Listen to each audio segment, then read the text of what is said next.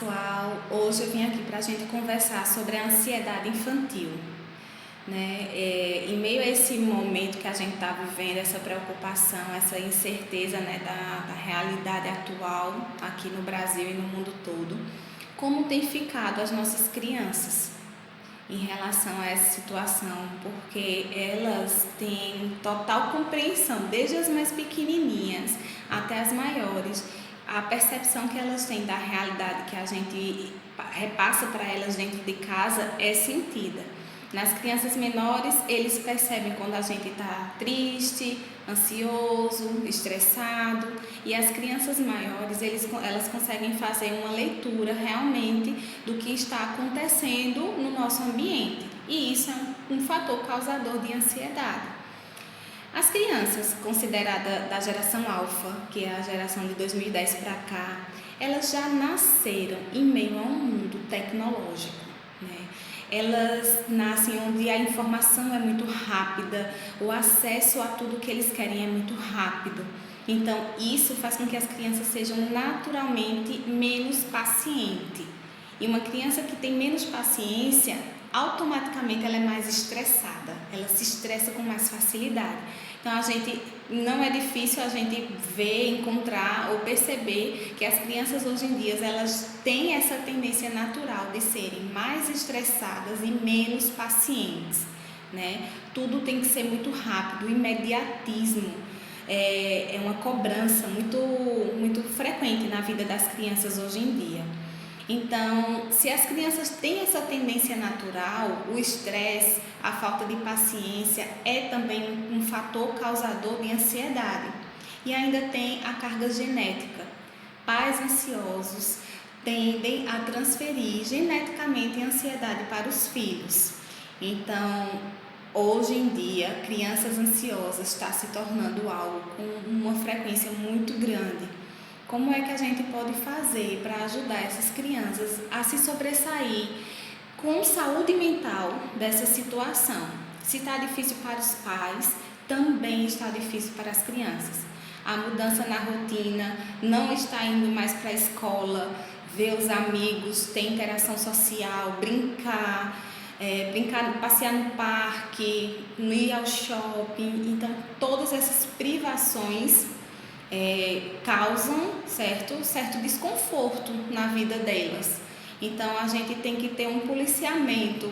É exigido sim dos pais que exerçam mais ainda a sua paciência, a sua tolerância, a sua compreensão, que brinquem mais com as crianças, que conversem com elas.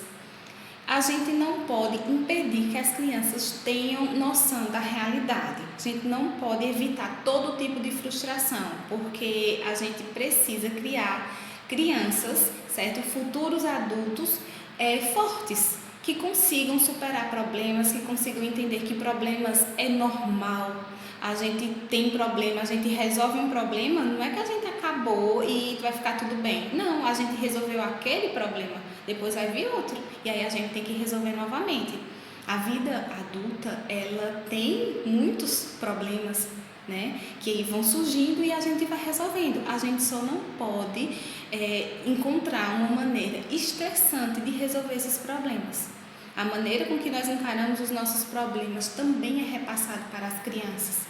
Então as crianças percebem a nossa agitação, o nosso estresse, nosso nervosismo, nossa ansiedade. Elas percebem tudo isso. E a gente tem que se policiar se a gente tem a intenção de criar filhos preparados para enfrentar problemas de maneira madura, de maneira tranquila. A gente tem que dar o exemplo através do comportamento. Não adianta a gente querer educar os nossos filhos através da fala, né? Você tem que fazer isso, você não pode fazer isso. As crianças não aprendem assim. Elas aprendem observando o comportamento. É uma cópia mesmo, ela copia o comportamento dos pais, certo? Nós somos a cópia do comportamento dos nossos pais. Mas você pode dizer, mas eu não pareço em nada com meu pai. Sim. Como é que a gente trabalha isso? Como é que a gente exerce essa cópia? Às vezes o pai, vamos dar um exemplo de um pai alcoólatra, e o filho, ele não bebe. É exatamente assim.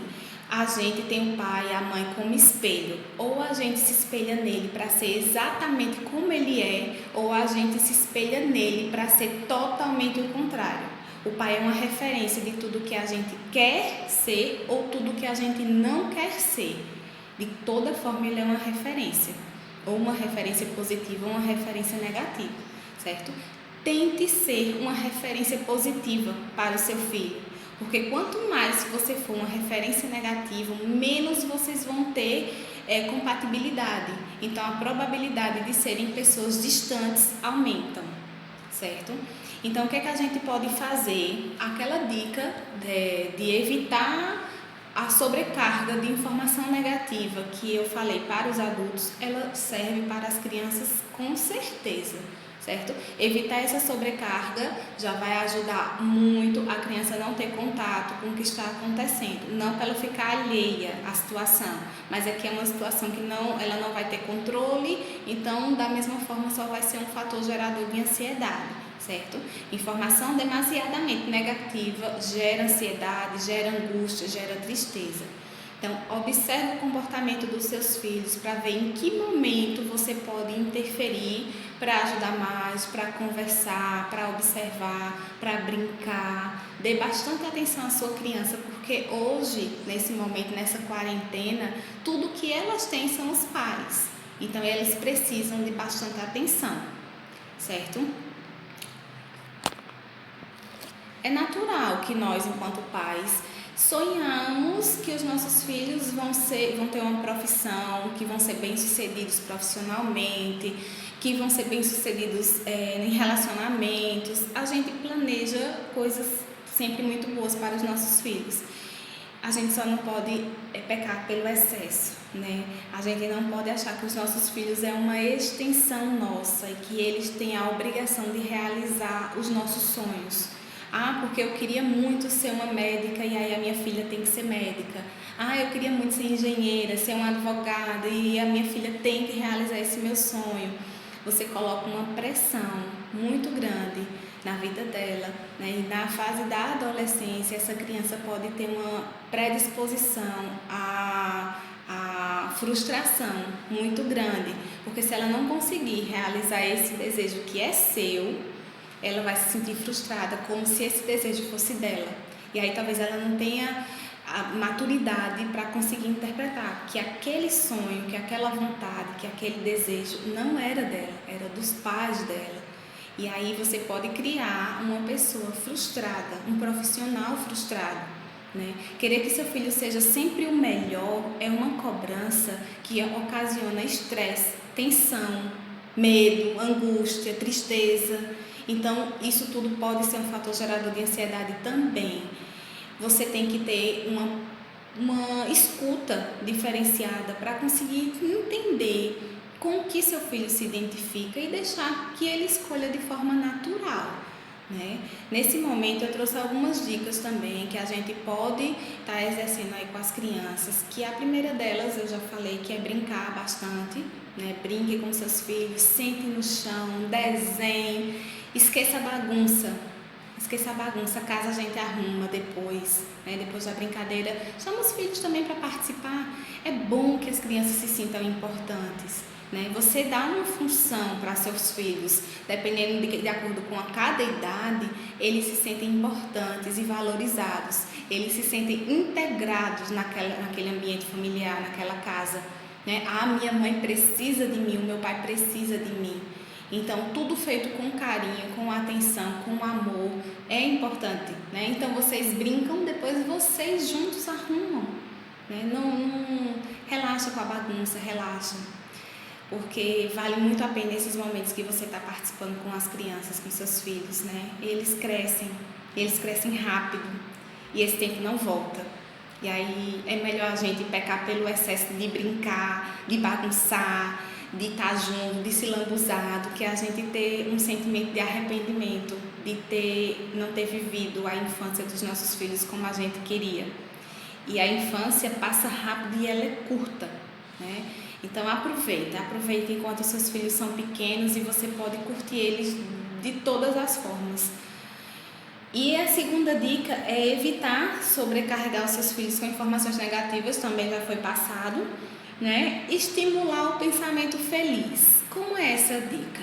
Você pode conversar com seus filhos e perguntar quando ele lembra de que ele sente felicidade. Então você vai estar estimulando o seu filho a lembrar, a pensar em momentos felizes. E aí quando a gente pensa, a gente revive, né? E aí a gente também sente uma alegria, como se a gente estivesse vivendo novamente aquele momento.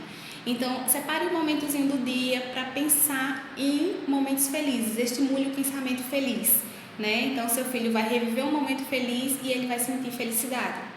E você também. Conversar com os filhos de forma a criar uma abertura para o diálogo.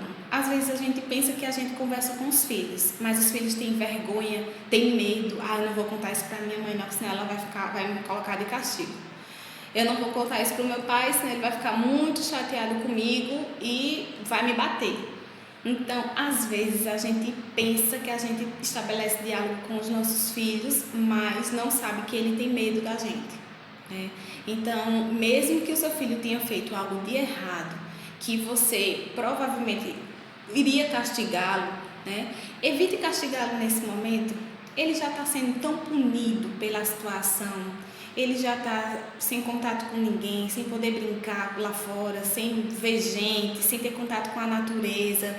Ele já está sendo tão punido, né? Então vamos evitar castigos, brigas, discussões nesse momento.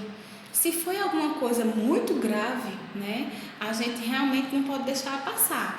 Mas provavelmente foi alguma coisa que passou, alguma besteirinha que ele fez em casa e dá para passar, entendeu? Ele já está realmente sendo muito punido por essa situação.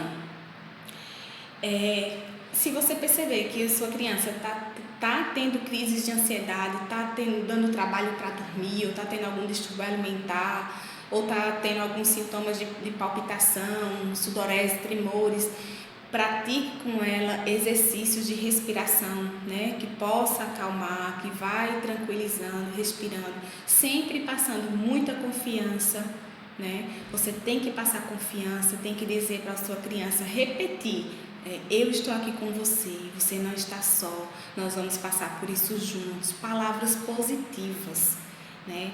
Palavras que tragam segurança. Você precisa repetir isso para eles. Não mentir para os seus filhos é uma relação de confiança que tem que ser construída desde pequenininho. Então a verdade é a base dessa relação, porque a mentira um dia ela é descoberta, e aí quando os filhos descobrem que os pais mentem, é um choque muito grande. Eita, meu pai mentiu, minha mãe mentiu. Isso é um choque muito grande para as crianças. Então construa uma relação com os seus filhos na base da verdade, né? É muito importante. Não seja tão exigente com seus filhos. Eu sei que a gente tem que tentar estabelecer uma rotina, isso é importante, né? A hora de dormir, não dormir muito tarde, porque não faz bem. As crianças precisam ter um sono longo, um sono tranquilo, então não dormir muito tarde, não comer muita besteira, muita fritura. Então a gente tem que ter uma rotina, mas essa rotina não precisa ser tão rígida. Essa rotina ela pode ter uma certa flexibilidade. Então, para fazer desse momento um momento menos sofrido para elas.